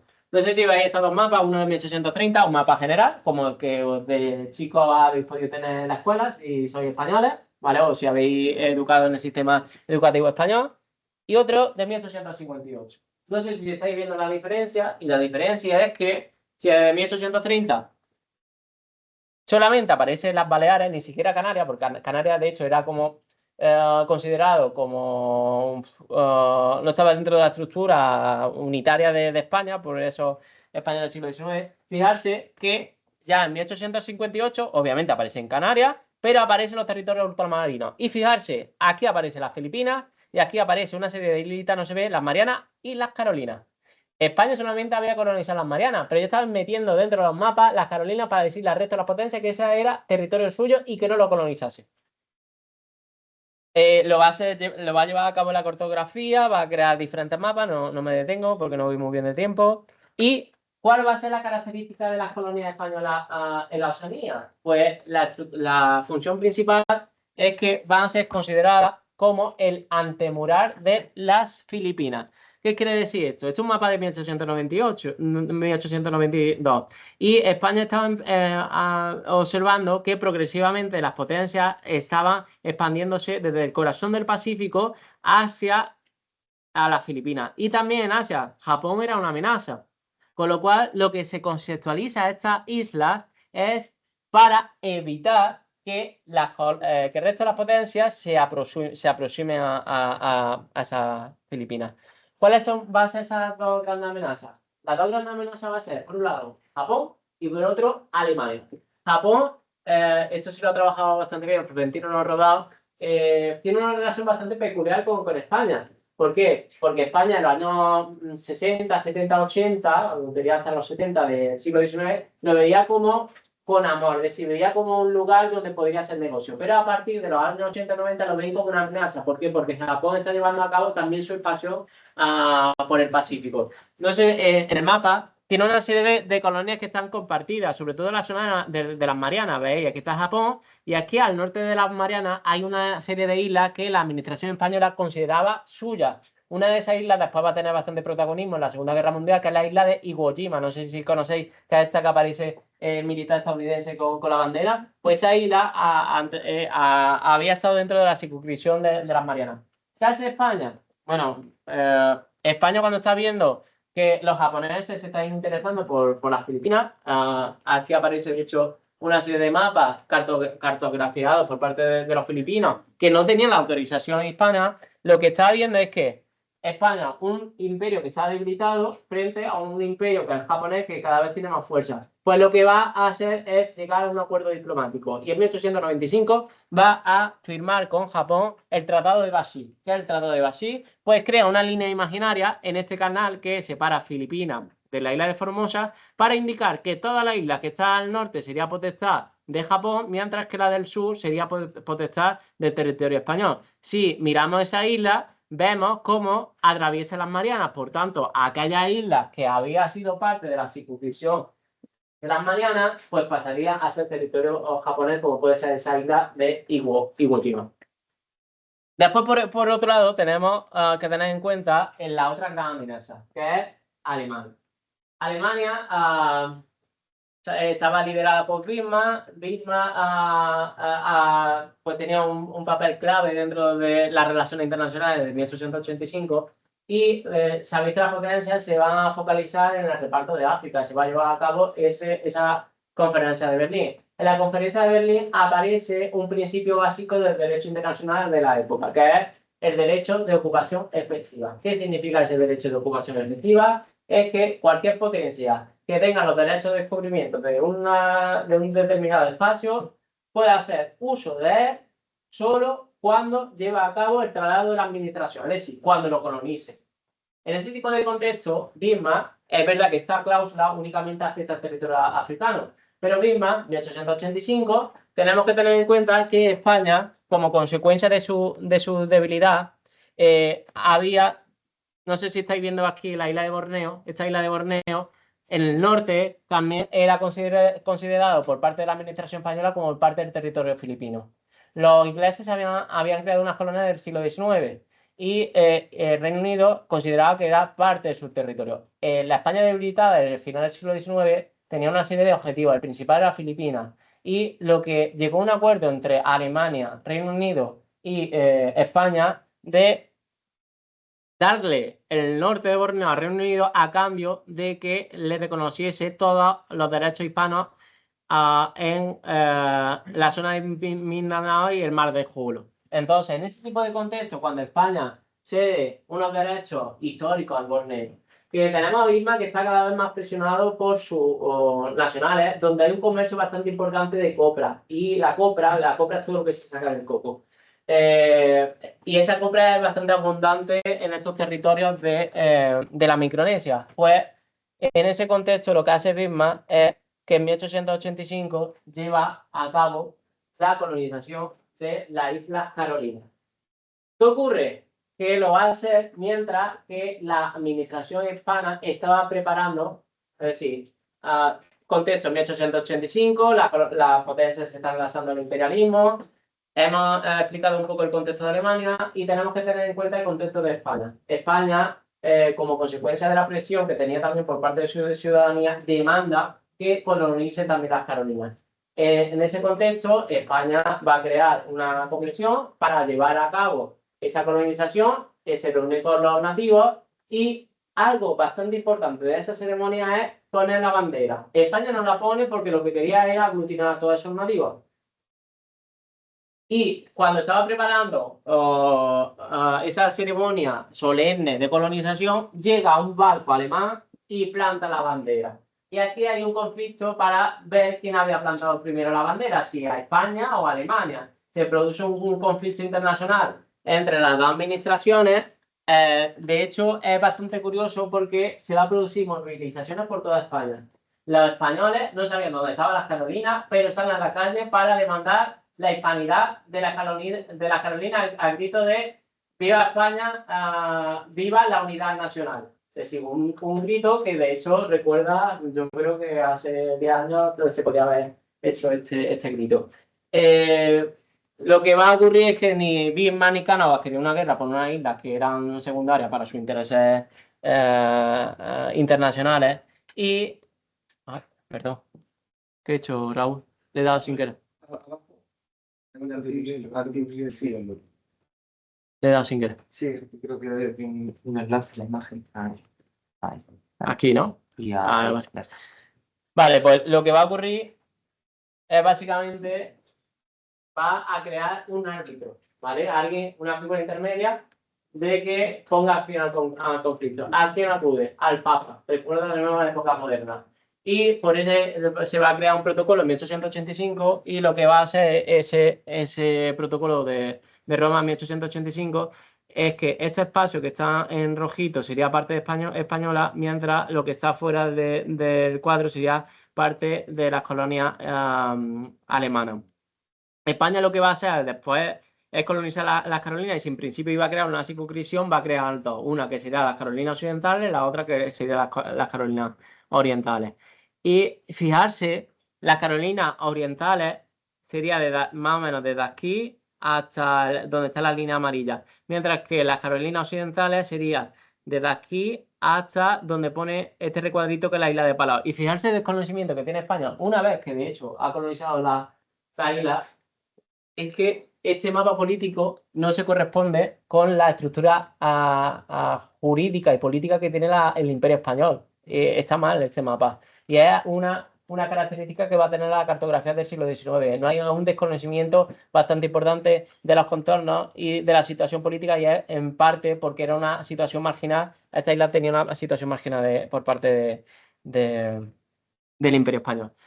Voy un poco rápido porque me estoy quedando sin minutos, y lo que me interesa sobre todo es que comprendáis que o sea, las crónicas que hablan los gobernadores de esta isla es que mientras que en la de ya no había ningún tipo de recurso, y de hecho en 1890 se está pensando en cambiar la capitalidad de ya a las Islas Palau, porque de nuevo se crea esa imagen idílica de la isla. En las islas orientales, que la capital es Pohnpei actualmente, tenía una fuerte influencia por parte de los misioneros americanos.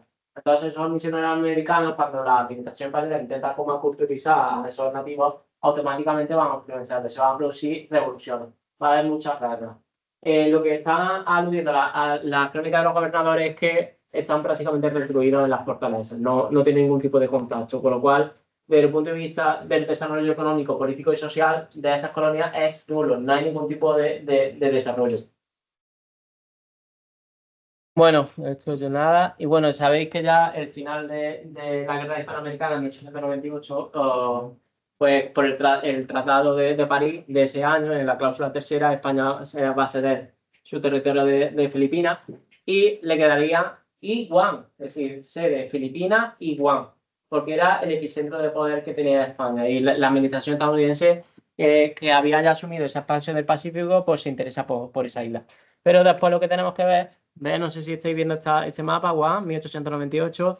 Después lo que tenemos que ver es qué pasa con el resto de la isla. Si había sido la antemural de Filipinas y ya Filipinas no estaba en la administración, lo que hace un año, solamente un año, se las vende a Alemania. En 1899, el resto de la isla de la Oceanía son vendidas a Alemania, y en 1899 acaba el Imperio Ultramarino Español, porque la última isla del Imperio Ultramarino Español fueron a ellas. Estas no fueron ni Cuba, ni Puerto Rico, ni Filipinas, fueron estas islas.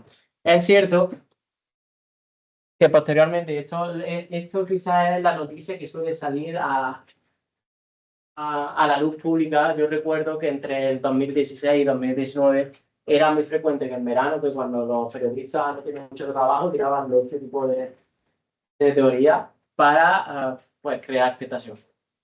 ¿Cuál es la teoría? Pues la teoría viene bueno, os explico un poco este mapa. No sé si estáis viendo estas 4 banderitas que hay aquí. Esto sería el espacio de la Micronesia, que es donde estaría situado lo que serían los territorios españoles en la Micronesia. Y hay 4 banderitas que salen de cuándo. Pues en 1948 hubo un investigador que se llama Emilio Pastor, y que creó una teoría que aludía que esas 4 islas no estaban dentro del tratado por el que España vendió su isla del norte de la Mariana y de las Carolinas a Alemania. Y por tanto, esas islas que no habían sido incluidas en el tratado de compraventa seguían teniendo los derechos soberanos de España, y por tanto eran españolas. El proyecto, bueno, se pone en contacto con la administración franquista. El franquismo se interesa, y se interesa sobre todo por 2 factores. Uno, por crear algún tipo de colonia, una misión que con su radio mandase mensajes a Filipinas para defender su pasado hispánico, y sobre todo se interesó porque quería utilizar esta isla como moneda de cambio para que le devolviesen Gibraltar. O sea, eso fue un poco, vamos a decir, esa idea que tuvo el franquismo. Obviamente no lo hizo mucho caso, pero es bastante interesante, y de alguna manera la publicación de esa teoría, que actualmente sigue siendo en diferentes periódicos, lo podéis poner, pues si ponéis Micronesia Española vais a ver que aparece esa noticia, que de hecho se le formuló en 2013 una pregunta al gobierno de España en Parlamento, en sede parlamentaria, para saber si esa teoría era verdad. Lo curioso, o sea, vamos por partes. Primero tenemos que aludir que desde el punto de vista del derecho internacional, esa teoría de Pastor no tiene por dónde cogerla, por diferentes elementos. Primero, porque a diferencia del Tratado de París de 1898, si lo leéis, que aparecen las coordenadas específicas que España va a ceder a Estados Unidos. De hecho, es curioso porque hay 2 islas, la de Sibuto y la de Cagayán, que escapan de esas líneas que España le da en las Filipinas a Estados Unidos. De hecho, tiene que firmar en 1900 otro tratado para que esas islas que se habían escapado del Tratado de París fuese soberanía estadounidense. Pero en el Tratado de Compraventa de España y Alemania en la Micronesia es de un artículo único y lo que te dice es que España va a dar toda su circunscripción. En ningún momento está hablando de términos como Micronesia, que no aparecen ni las coordenadas. Entonces, lo que llama la atención es que una teoría que no tiene ningún tipo de fundamento y que cualquier jurista que entienda un poco de derecho internacional pues la descarte, que en la España del siglo XXI siga desarrollándose. Y esto de alguna manera tiene que ver un poco con la idea del Pacífico español. Sí, fijarse que lo que he preguntado anteriormente si han aludido en vuestra carrera sobre las Carolinas, las Marianas, y yo creo que por vuestras caras, yo creo que poco habéis aludido, ¿no? Tenemos esa idea del Pacífico de una imagen que recuerda a las proyectadas del siglo XIX, una idea de ese Pacífico del Imperio Español, donde nunca caía el sol. Es decir, si a alguno de vosotros os pregunto cuáles fueron las colonias españolas o cuál es la característica que tiene, por ejemplo, la capital, Guam, que tiene bastante importancia en la geopolítica internacional, porque está muy próximo a Taiwán, también está muy cerca de Corea del Norte. De hecho, hubo hace, creo que 5 o 6 años, un proyecto de Corea del Norte diciéndole a Estados Unidos que si se mete dentro de sus fronteras le mandaban misiles ahí, que de hecho jugaron un papel estas Marianas del Norte, un papel clave en la Segunda Guerra Mundial, porque los aviones que lanzaron la bomba de Hiroshima y de Nagasaki salieron de Saipan, que están en el norte. No se conoce nada de ello, y que quizás habría que hacer una reflexión de intentar cambiar esa imagen que se tiene arcaica del Imperio Español en la Oceanía para actualizarla.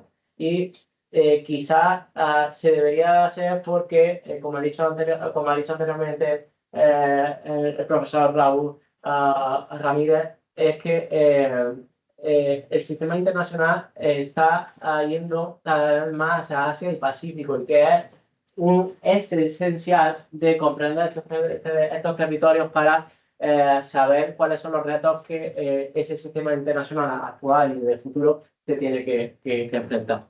Y bueno, las conclusiones básicamente es que el poder español fue bastante débil en el Pacífico, que Juan fue el epicentro español en la Micronesia, y que las colonias españolas de Oceanía tuvieron un absoluto rol de dependencia con respecto a América y Filipinas. Bueno, y que, bueno, este es un poco un cuadro que sintetiza lo que sería la conferencia, y es que fijarse que en época moderna las Marianas fueron parte de las Filipinas y Filipinas parte de América, y por tanto tiene esa concesión americana, y que en época contemporánea las Marianas y Carolinas se consideraron como esa antemurada de las Filipinas. Y en ambas ocasiones esas colonias de Oceanía fueron instrumentalizadas por parte de la política exterior para conseguir sus grandes objetivos. En el caso de época moderna, para desarrollar lo que sería el comercio del galeón de Manila y contrarrestar la leyenda negra, y en el caso de época contemporánea, para satisfacer las demandas de imperialismo que tuvieron sus ciudadanos. Y con esto, y espero no haber aburrido, pues concluyo y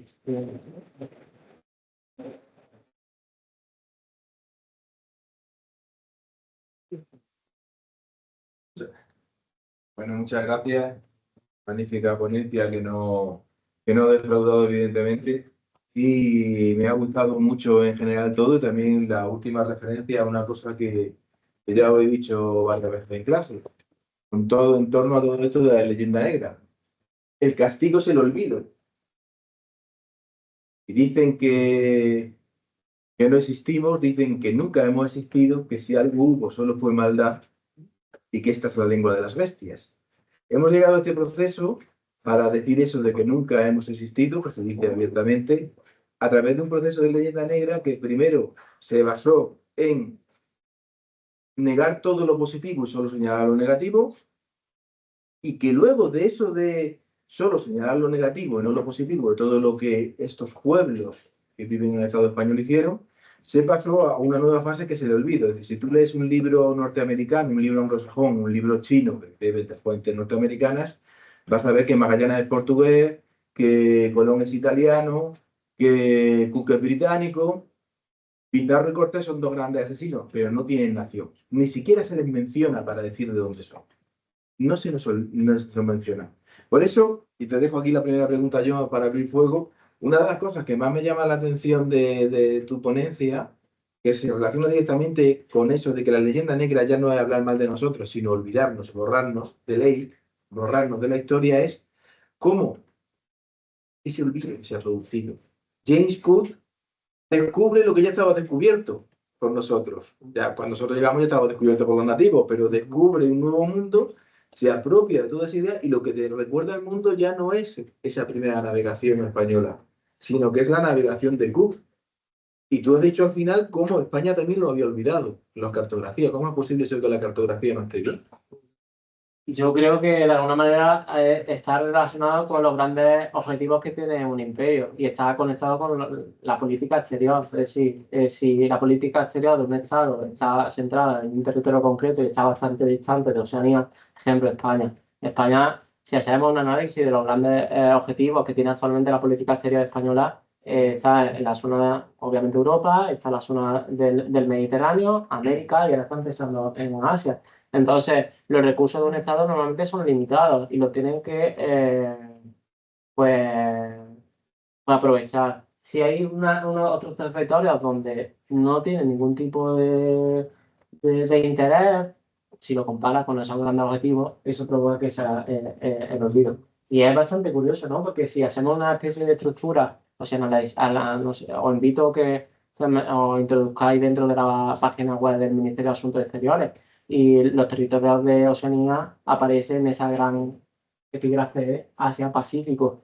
Incluso actualmente la embajada que depende de estas colonias, que son las Marianas y las Carolinas, bueno, las Marianas, lo que son territorios estadounidenses, obviamente dependen de Washington, ¿no? Pero los estados que tienen soberanía dependen de Filipinas, con lo cual España no ha cambiado ese esquema que tiene o que creó en el siglo XIX y no lo ha hecho básicamente porque no es su gran objetivo. Es decir, no focaliza en esa región y lo ha olvidado porque ha implementado sus recursos en desarrollar una política pública en aquellas áreas que son su grandes objetivos exteriores. Que es más lo que es Iberoamérica, Latinoamérica, Hispanoamérica, y Asia solo Filipinas como único punto nodal.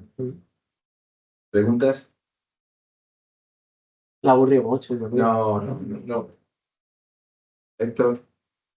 Porque cuando se instalan en las Marianas, en Filipinas, no tienen ninguna intención de seguir avanzando hacia el continente. Los recursos.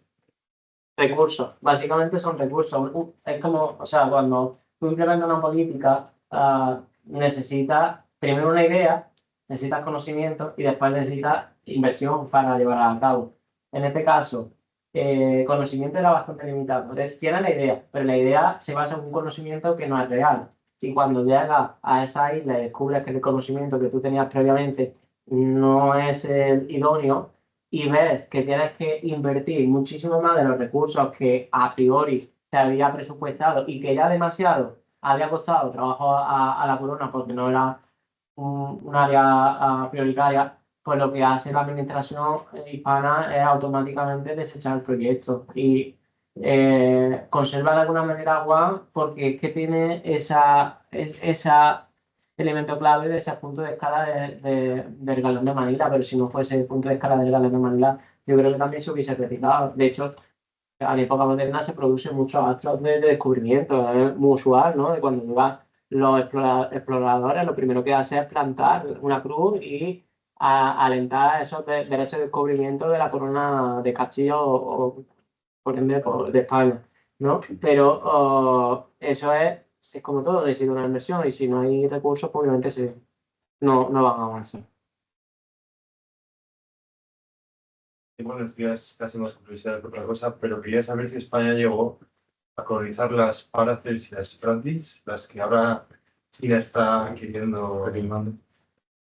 Es que Hay un problema muy profundo. Stanley Island, ¿no? Vale, sí, ahí hay un conflicto diplomático porque se han encontrado recursos ¿Es verdad? O, bueno, unos recursos bastante codiciados por la economía internacional. Y son unas islas que están, que están entre medio de las Filipinas, de Vietnam, China, creo que hay otro país, no sé si es Malasia, también la reclama. Bueno, Taiwán, creo yo. Taiwán. Dentro de su existencia, entre comillas, en el mundo internacional. Claro, y de hecho la administración filipina acude a mapa hispano, que esa es la isla de Palawan, es la isla de Palawan, y es verdad que en el siglo XVII se produce planos por parte de la cartografía hispana que apunta a esa isla de la Starling Island.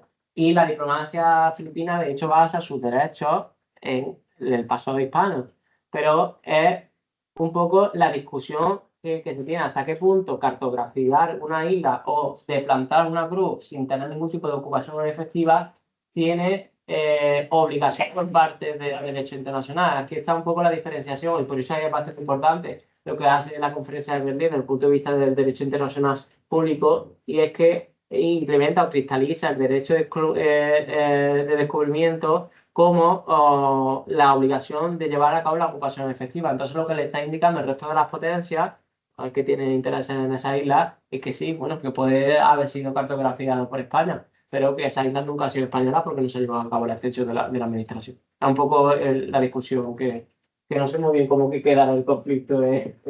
Yo en clase os hablo de Messerschmitt, del realismo en las relaciones internacionales. Todo es una cuestión de poder, es decir, más que islas, son prácticamente muchos de ellos atolones. China tiene la China popular, la China de Pekín tiene la fuerza ahora para ocupar esa isla, y cualquier papel, documento más o menos basado que presente Filipinas no va a tener ninguna virtualidad real sobre el terreno, porque China te va a hacer un acto de fuerza, te va a ocupar la isla y tú solo vas a poder rechinar los dientes. Yo no sé si realmente hay gas o qué hay detrás. Ahí fundamentalmente lo que hay es la posición estratégica. Yo creo que muchas veces esto de, ya lo he dicho, lo que pienso con respecto a las tierras de Ucrania, es una justificación para venderle a la gente que de verdad está sacando algo por el esfuerzo que estás haciendo. La importancia de esas islas, islotes y atolones es la estratégica, y es el pulso por el dominio del mar de China del Sur. China tiene el poder, Filipinas no lo tiene, da igual lo que hay. El Congreso de Berlín, como bien dice David, lo deja claro: si tú no puedes ocupar, ¿por qué Guinea es tan pequeñita, Guinea Ecuatorial? Porque España apenas pudo ocupar podía defender una cabeza de playa. Esto. Se me acaba de ir. Pues Paco. A ver, evidentemente después de la Segunda Guerra Mundial el panorama internacional cambió, y sobre todo también, como Raúl, después de la Revolución China, por supuesto. A mí me gustaría saber, ya sé, simplemente les salga del parámetro que está hablando, ¿qué papel tiene? Lo podemos incluir, ¿no? ¿Qué papel tienen los Estados Unidos en ese año? ¿No? Se habla poco de ello, pero has empezado tu conferencia aludiendo de alguna forma. Entonces, sí me gustaría saber cuál sería. Pues te agradezco la pregunta porque también trabajo ese tema. Lo que pasa es que me he limitado lo que era el plano temporal del Imperio Austrohúngaro español. Pero es claro, es decir, hay una lucha entre Japón y Estados Unidos por dominar el Pacífico. Y lo que ocurre, de hecho, es que va a ocurrir en la Segunda Guerra Mundial, de que Guam es una isla y va a estar rodeado por territorio japonés, porque no lo he indicado, pero una vez que se produce la compraventa de la isla Carolina en Mariana del Norte a Alemania, Alemania pierde la Primera Guerra Mundial y esa isla pasa a territorio japonés, con lo cual la zona de Micronesia va a ser crucial en esa Segunda Guerra Mundial, y de hecho esa bandera de Hiroshima es clave porque está en ese territorio de frontera. Lo que ha ocurrido posteriormente con Estados Unidos es que tenía el temor de que de nuevo otra potencia pudiese tener grande presencia dentro del Pacífico del Norte. Y lo que ocurre es que o sea, está a Estados Unidos legal el Truce, el territorio de lo que sería el proceso de descolonización de lo que actualmente es Palau, Estado Federado de Micronesia. Tiene ese papel. Lo que va a ocurrir con Estados Unidos es que no va a permitir que consiga la independencia de esas repúblicas hasta que no se va a asegurar su control militar del área. De hecho, primero firma lo que se llama los Compact of Free Association, que son los tratados de libre asociación con esos estados. Y una vez que firma esos tratados de asociación con esos estados, le permite que se independice. ¿Cómo le permite? Obviamente, sabéis que para reconocer a un estado en el derecho internacional, lo que tiene que tener como mayoría por parte de la Asamblea de Naciones Unidas, y la práctica posteriormente lo que provoca que sea reconocido o no como un Estado internacional. Estados Unidos, hasta que no firma los tratados con esta república, no va a oficiar de que entre dentro de las Naciones Unidas. De hecho, es bastante curioso porque en Palau cada uno había suscrito sus constituciones, y Palau había puesto una cláusula de que no podía entrar material nuclear dentro de su isla. Eso atentaba contra los intereses americanos. Y se va a tener que producir, creo que son 7 o 8 lesiones con asesinato del presidente de Palau, para que Palau quite esa cláusula de la Constitución. Una vez que quita esa cláusula de la Constitución, firma los Compact Free Association y consigue la independencia. Con lo cual, el papel de Estados Unidos en esta región es clave, sobre todo en la isla de Guam. O sea, Guam es... hablaba con compañeros que están viviendo allí y fue considerado, de hecho, por la administración estadounidense, porque ahora tiene como su propia constitución, pero hubo unos años, dependió de Marina. O sea, ni siquiera de interior, era a muchos... Portaaviones. Sí, sí. No, que es un portaaviones. Con lo cual es esencial el papel de Estados Unidos en Micronesia, por eso hablan de la American Lake. Cuando veáis Guam, fijaos, mirarlo en el mapa, si desplegáis un abanico, vais a ver desde Guam es un punto desde el cual los aviones, los bombarderos norteamericanos pueden cubrir todo el este de Asia, desde el norte hasta el sur. Aquí estaría Guam. Esta es la isla de Guam.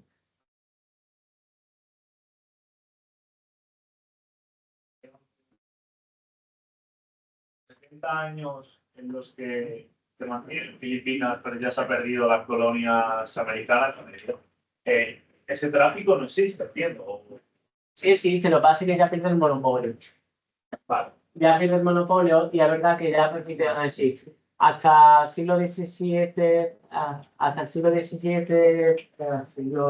el comienzo del siglo XVIII, el monopolio para llevar las mercancías de Asia tenía que pasar obligatoriamente por el puerto de Acapulco.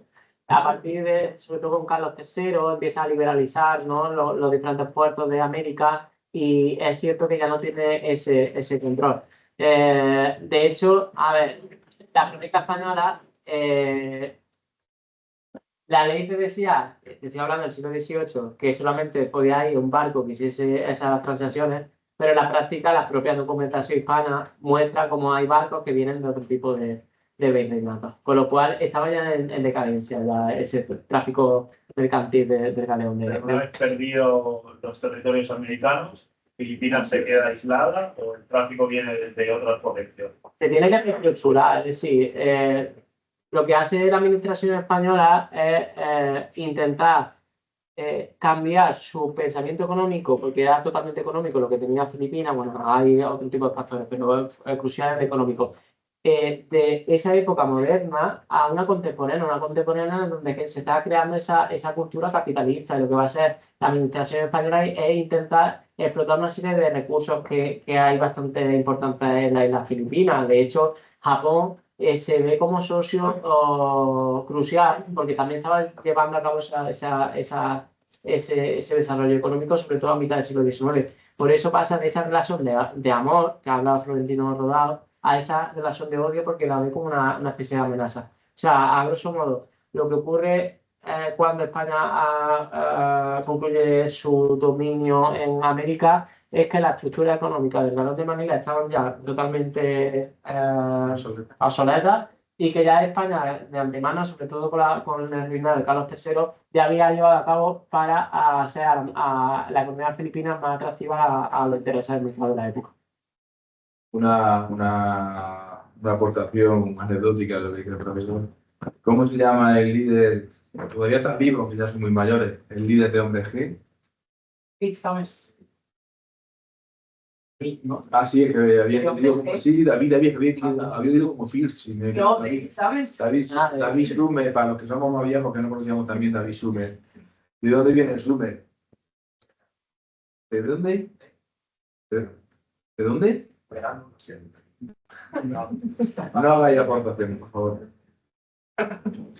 Es un apellido anglosajón porque la familia de David Summers, su origen es de anglosajones, creo que británicos, pero estoy seguro que se asientan en Manila como comerciantes, igual que el marido de Rocío Dúrcal, otro de origen anglosajón. Es decir, Manila es un hub comercial y cuando el monopolio español se rompe, acuden muchos extranjeros que se casan con nativas, entran en tronca con España y ahí viene el nuevo.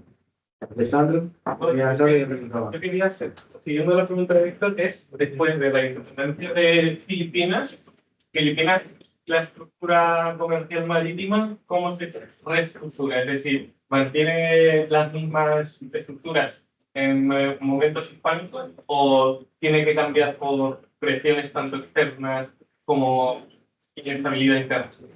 Te estás refiriendo después de la dominación española, es decir, cuando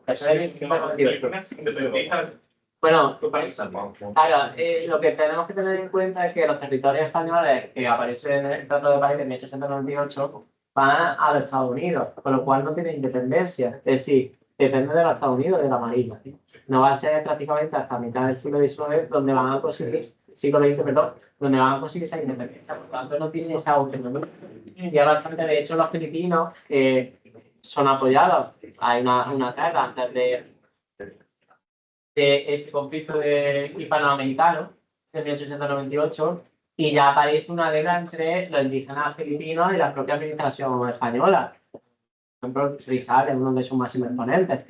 Se siente un poco engañado. ¿Por qué? Porque habían recibido el apoyo de los Estados Unidos para desestabilizar España y una vez que España daba su dominio en Filipinas, están viendo cómo pasa de ser dependiente de España a dependiente de Estados Unidos, por lo cual no tiene ese poder de autonomía para reformar su marina. Hay una teoría de estas que salen a veces a flote por el tema de los divulgadores en Internet y me gustaría saber hasta qué punto es cierto. Un interés aparente en la época de Felipe II de desde Filipinas o desde estas bases en el Pacífico saltar a una posible conquista de la China continental. A ver, yo creo que teoría de colonización época moderna te va a encontrar y de hecho existe. Es decir, tenemos que tener en cuenta ese pensamiento de la España imperial y de España como nación que está proyectando el cristianismo. Por tanto, desde esa idea de el cristianismo se debe expandir a todo el mundo, existen esa idea. Pero es como, no sé, si proyectan ahora mismo, por ejemplo, la administración Trump, tiene muchas ideas de proyección exterior. Ejemplo, volver a tener el control del canal de Panamá.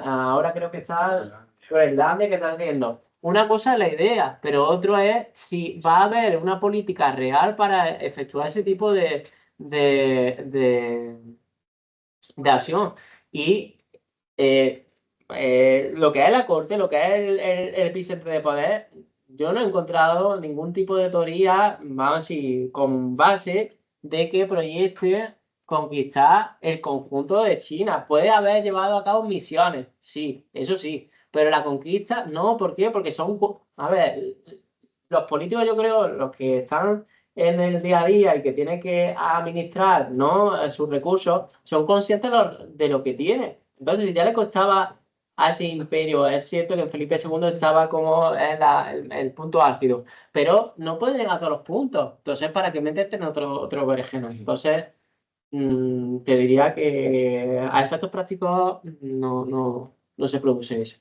No, entonces no es una cosa, es una duda de lo que he dicho del apellido de Summers, de los irlandeses, que recuerdo que por lo ves, se llama Manuel Smith, por la zona de la Carolina. Sí. Si tiene algo que ver con... Manuel Smith, por las Carolinas.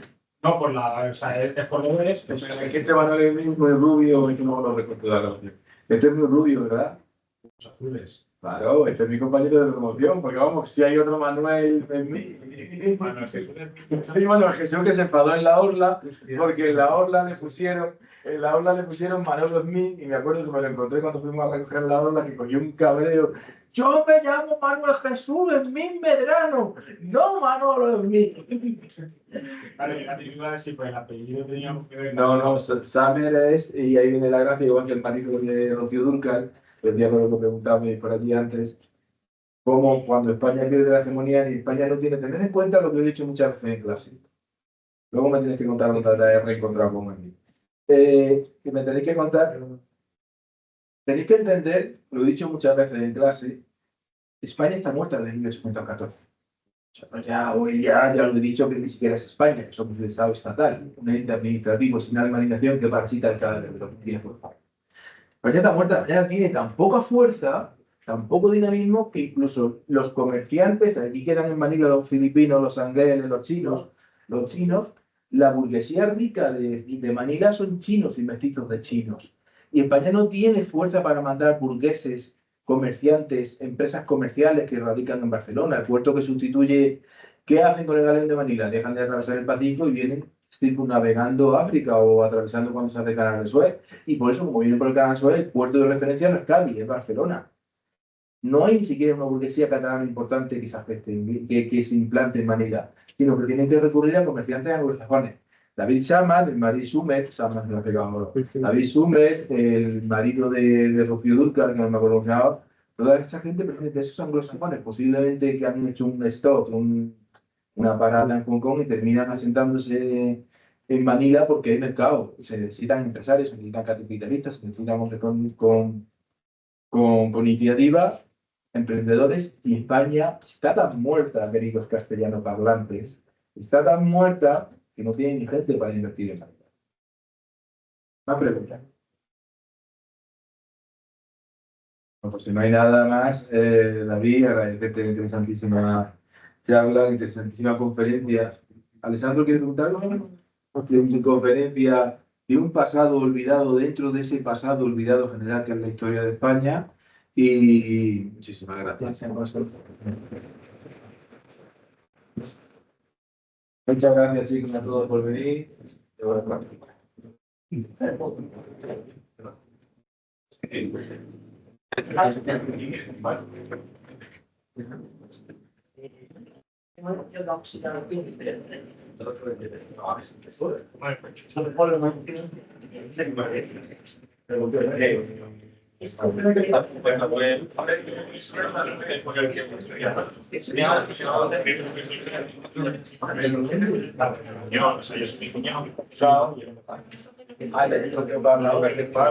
Claro, o sea, pues aparte de nuestra visión,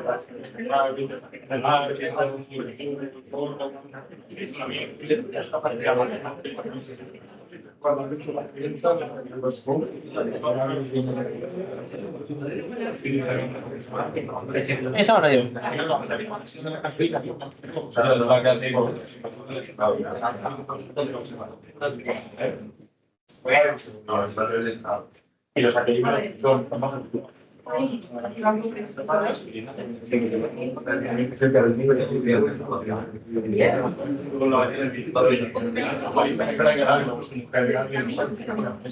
no, que se habla de mi pueblo.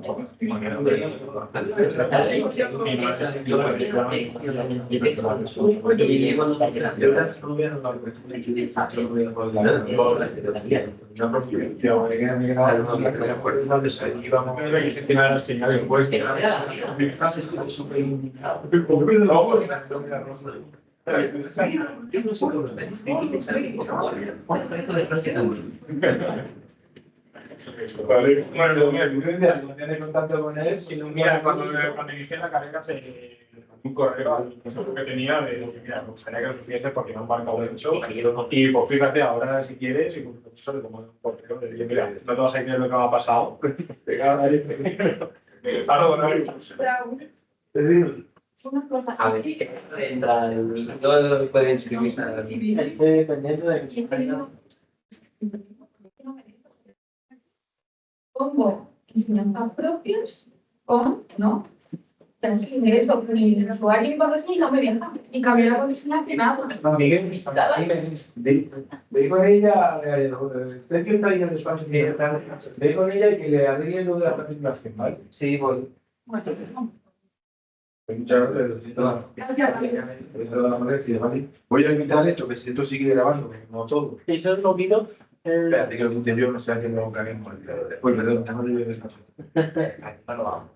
También hacer la sesión.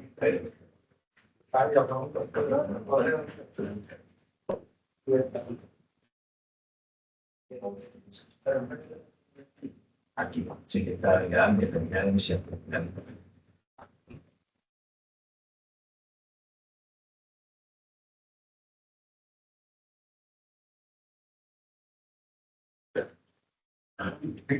Vale. He encontrado que no tienes vasco. El mapa de la península, los interrabía, pero pues sin ninguna duda. Sí, me ha gustado bastante. Pero sea muy queridos. No,